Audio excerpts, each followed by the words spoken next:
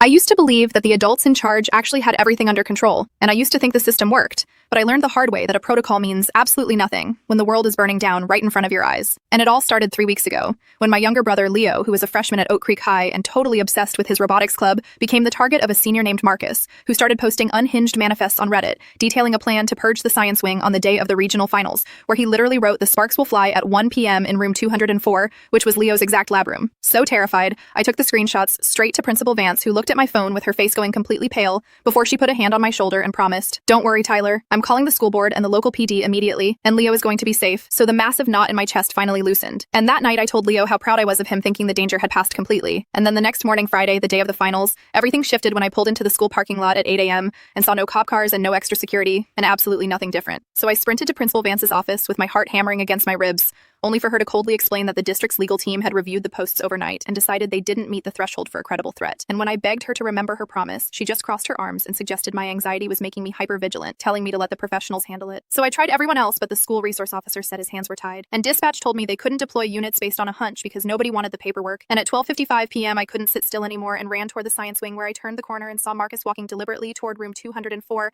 carrying a heavy duffel bag with his eyes completely dead to the world. So I screamed for everyone to get out, but I was too late as the fire alarm blared, followed by the deafening crack of gunfire, and Mr. Harrison, the chemistry teacher, threw himself in front of the door, taking the brunt of the initial blast to give his students a chance to escape. But Leo had been standing right by the presentation board, and I pushed past the smoke to find my little brother on the linoleum floor with his blue shirt turning a horrific crimson, and I collapsed beside him, pressing down on the wound, sobbing and begging him to keep his eyes on me as his lips moved, trying to say my name before his hand just went completely cold in mine, and he died right there. And the ultimate sickening betrayal happened during the official investigation, when Principal Vance smoothly testified that I had only reported vague social media drama with no specific details, producing a heavily sanitized file that completely left out every single warning I had desperately given her, even suggesting my immense grief was causing me to misremember our conversation. And the district accepted it all to avoid a massive lawsuit, while my parents had to bury a 14-year-old boy, and I had to live with the guilt that I trusted the wrong person with his life. And then 3 years passed, and out of nowhere, Principal Vance's name popped up on my phone. And though I let it ring out, she left a frantic, sobbing voicemail saying her own grandson was a freshman at a different school where she just found a hit list in his notebook targeting 5 classmates. But the board there was brushing her off as her voice broke completely, crying, "Tyler, please, you're the only one who knows how to make them listen. Tell me how to save my boy." And I listened to the message sitting in the dark, feeling completely hollow with no anger, just a cold, heavy emptiness, while she called 11 times, over 48 hours, with her messages deteriorating into pure panic. And 2 weeks later, the news broke that the kid who wrote that list set fire to the school gymnasium during a pep rally, and though Vance's grandson survived, he suffered severe, disfiguring third-degree burns trying to drag his best friend out of the flames. And when his picture flashed across my television screen, I sat there and felt absolutely nothing, because her grandson at least got the chance to survive the system's betrayal, and Leo never got that choice.